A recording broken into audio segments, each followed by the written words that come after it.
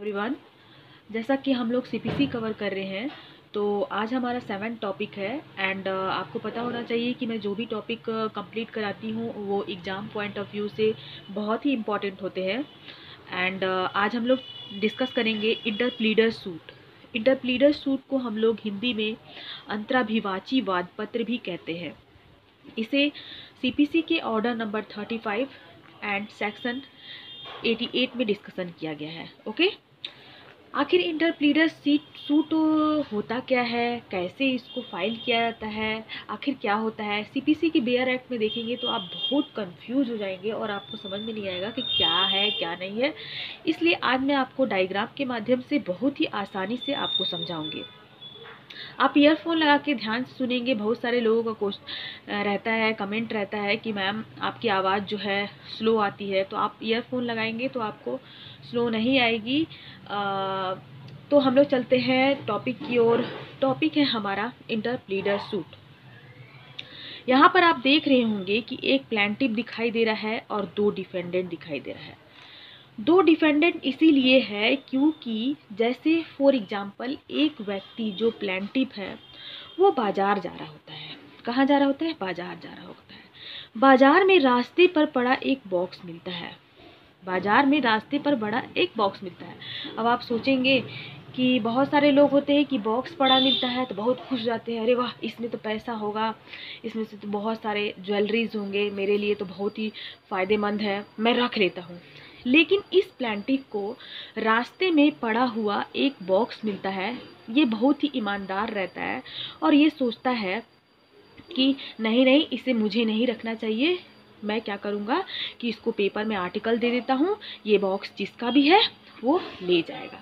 Okay, अब इस plaintiff ने, इसका मन में कोई ये नहीं था कि मैं इस प्रॉपर्टी को रख लूँ। और इसने क्या किया कि पेपर में एडवर्टाइजमेंट देता है कि ये जो प्रॉपर्टी है, ये जो बॉक्स है वो किसका है। पेपर में एडवर्टाइजमेंट जैसे ही देता है तो 2 व्यक्ति, ये व्यक्ति एंड बी व्यक्ति, 2 व्यक्ति इसको क्लेम करते हैं कि ये जो बॉक्स है मेरा है, बॉक्स मेरा है, ये बॉक्स मेरा है। मतलब मीन्स कि ये एक ही बॉक्स है। मैंने आपको समझाने के लिए यहाँ पे 2 बॉक्स बना दिया है कि ये बॉक्स मेरा है। ए डिपेंडेंट कहता है, बी डिपेंडेंट कहता है कि ये बॉक्स मेरा है। अब यहाँ पर कंफ्यूज हो जाता है प्लेंटिफ कि इसको दे कि इसको दे। हो सकता है कि ए का हो सकता है कि बी का हो, या तो दोनों में से जरूर कोई ना ए झूठ बोल रहा हो या बी झूठ बोल रहा हो। अब क्या करता है कि कोर्ट में प्लेंटिफ जाता है। कोर्ट में वो सीधे इंटरप्लीडर सूट फाइल कर देता है कि भाई जिसका भी है, कोर्ट अब डिसाइड करेगा कि ये बॉक्स जो है किसका है, ये बॉक्स ए का है या ये बॉक्स बी का है। अब चलते हैं हम लोग। अब आपको आई थिंक आपको बहुत ही आसानी से समझ में आ गया होगा कि इंटरप्लीडर सूट होता क्या है। कि मीन्स होता है कि यहाँ पर आप देखिए कि if plaintiff filed a complaint on behalf of the defendant to select the actual owner of the property, it is considered an interpleader suit। Means कि यहाँ पर बता रहा है कि डिफेंडेंट को सेलेक्ट करता है कि मीन्स एक्चुअल ओनर कौन है उस प्रॉपर्टी का एक्चुअल ओनर कौन है। इसके लिए क्या किया जाता है, जो प्लेंटिफ है वो फाइल करता है इंटरप्लीडर सूट।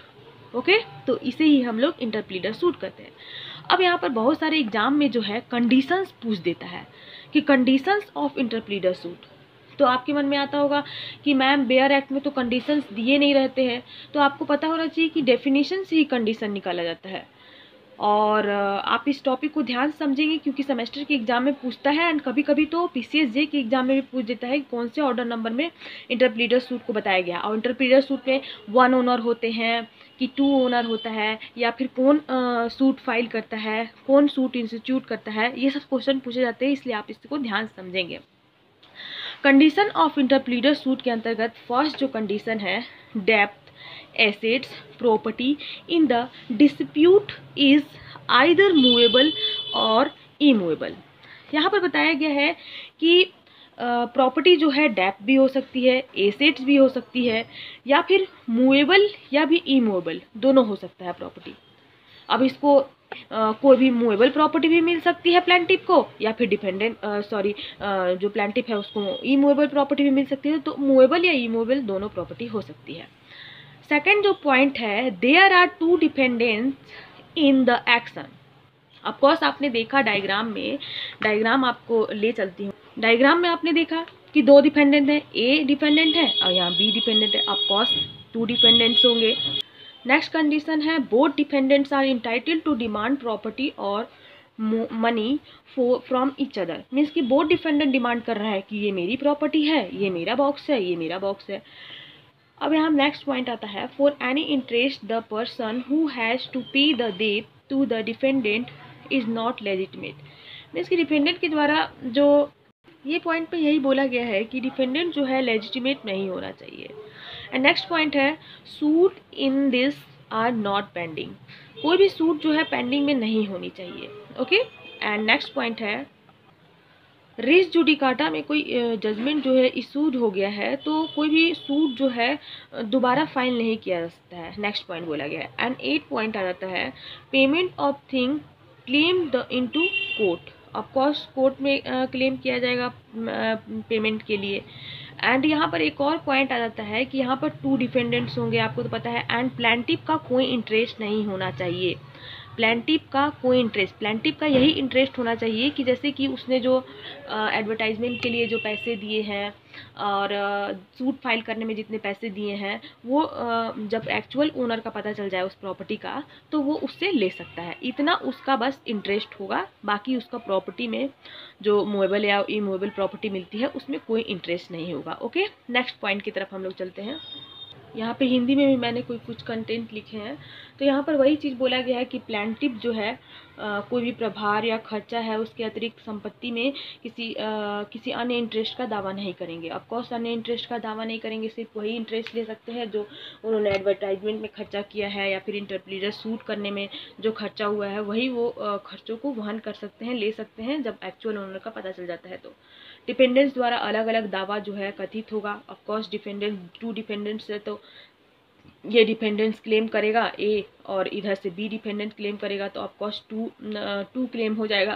प्लांटिफ एंड डिपेंडेंट में किसी भी प्रकार का कोल्यूशन नहीं होना चाहिए। मीन्स कि दूर संधि जिसको कहते हैं कि फॉर एग्जांपल इधर से ए जो है बी से टाई अप कर लेता है, ए जो है बी से टाई अप कर लेता है कि चलो हम लोग दोनों मिलके और ये जो प्रॉपर्टी मिली है उसके लिए हम लोग क्लेम करते हैं, जिसको भी मिलेगा चलो। और यहाँ प्रॉपर्टी जो है सी कराता है और ए और बी दोनों जन कोल्यूशन करके और इसके बाद में प्रॉपर्टी को हथियाने की कोशिश करते हैं। तो यहाँ पे दूर संधि नहीं होनी चाहिए। या फिर प्लांटिफ में भी कोई भी इस तरीके का कोई भी गलत भावना नहीं होनी चाहिए उस प्रॉपर्टी को लेकर, और ना ही डिपेंडेंट में ऐसी कोई गलत भावना होनी चाहिए। यहाँ पर रूल 5 में कुछ पॉइंट दिए गए हैं जो आपका ऑर्डर नंबर 35 है उसके अंदर रूल 5 है, उसके अंतर्गत एक बहुत ही इंपॉर्टेंट पॉइंट दिया गया है कि एजेंट एंड टेनेंट्स में नॉट इंस्टीट्यूट इंटरप्लीडर सूट। इंटरप्लीडर सूट के लिए एजेंट एंड टेनेंट दोनों जन जो है इंटरप्लीडर सूट जो है इंस्टीट्यूट नहीं कर सकते हैं। ये आपका केस जो है Ranjan Sharma and other versus लाभ सिंह एंड अदर्स में 6 मई 2011 का है। यहाँ पर यही चीज़ बोला गया है कि एजेंट जो है प्रिंसिपल के खिलाफ एंड टेनेंट जो है लैंडलॉर्ड के खिलाफ इंस्टीट्यूट को फाइल नहीं कर जो सूट है उसको इंस्टीट्यूट नहीं कर सकते हैं। ओके। अब क्यों नहीं कर सकते हैं? क्योंकि ये रूल 5 में आपको डिफाइन किया गया है कि ये दोनों लोग सूट इंस्टीट्यूट नहीं कर सकते हैं प्रिंसिपल एंड लैंडलॉर्ड के खिलाफ। तो यहाँ पर हम लोग ने इंटरप्लीडर सूट को बहुत ही आसानी से समझा है और आई थिंक आपको वीडियो जो है पसंद आती होगी। तो आप हमारे वीडियो को सब्सक्राइब एंड लाइक करें एंड शेयर करें। एंड जो कोई भी आपके मन में कुछ डाउट रहता है तो आप मुझे कमेंट के थ्रू आप बता सकते हैं कि मैम मुझे इस टॉपिक में डाउट हो रहा है, इस सब्जेक्ट पे डाउट हो रहा है। आप इंस्टाग्राम पे भी मुझे फॉलो कर सकते हैं एंड टेलीग्राम पे भी फॉलो कर सकते हैं। मेरे अबाउट में लिंक दिया हुआ है एंड डिस्क्रिप्शन में भी मैं लिंक डाल दूँगी। एंड एक और बात मैं कहना चाहती हूँ आपसे कि don't forget to subscribe my channel. Till then, bye bye. Thank you.